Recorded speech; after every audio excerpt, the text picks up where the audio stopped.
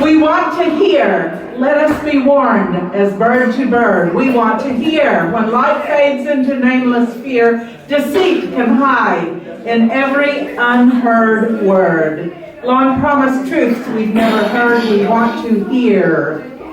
And the unheard word is important, because when we listen, it's really important that we listen for what should have been said but wasn't.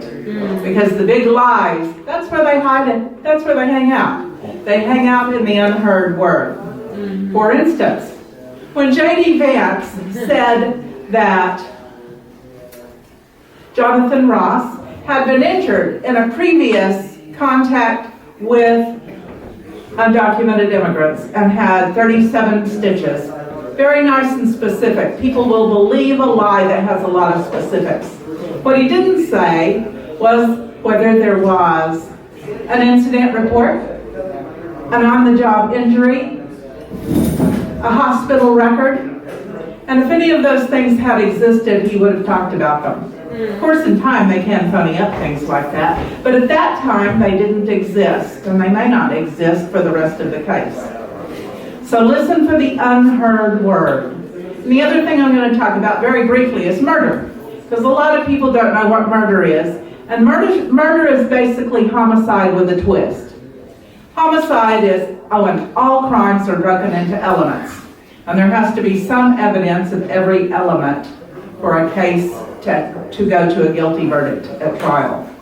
So the elements of homicide are the death of a human at the hands of another human. And that's pretty easy.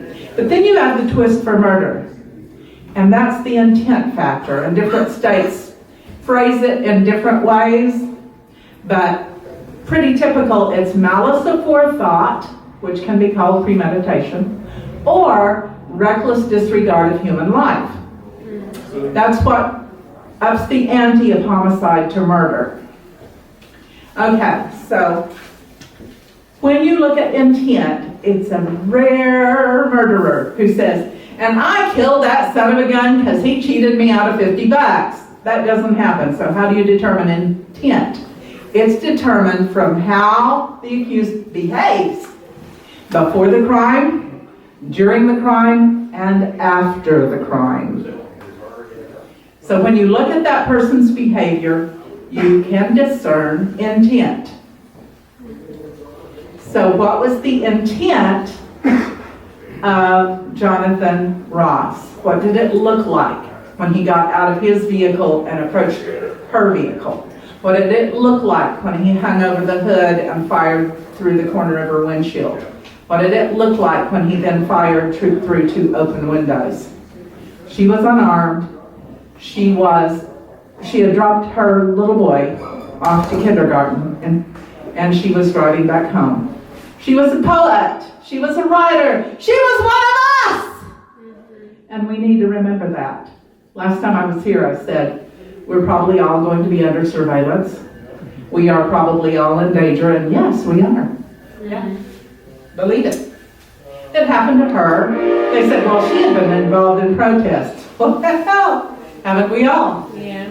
Has anybody here not ever been involved in a protest? This is a protest. This is a protest. You're right about that. So that's my little instructional about what is murder. She has the legal experience to know. Right. Oh, yes, I do. For many years in Oklahoma, I was a public interest attorney. And now I'm old and I don't have to do that anymore, which is good. Because now I can get away with a lot more than I could then. So we had an earlier poet who brought up Stranger Things, the Netflix series. And that's because sometimes art imitates life, and sometimes art predicts life. We in the United States are now living among stranger things, and one election has put us smack in the middle of the upside down. On January the 7th, 2026, ICE agents approached the driver of a vehicle which had not harmed or threatened them in any way. One of those agents, Jonathan Ross, attempted to use his phone to video himself terrorizing a woman and making her cry. He failed. She wasn't scared. She should have been. He stopped filming and shot her multiple times at point-blank range. The driver was American citizen Renee Nicole Good, returning home after dropping her kindergartner off at school. As she was bleeding out, none of the ICE agents tried to render aid. They blocked a licensed doctor from helping her. This is not my America. This is the opposite. This is the upside down. Thank you.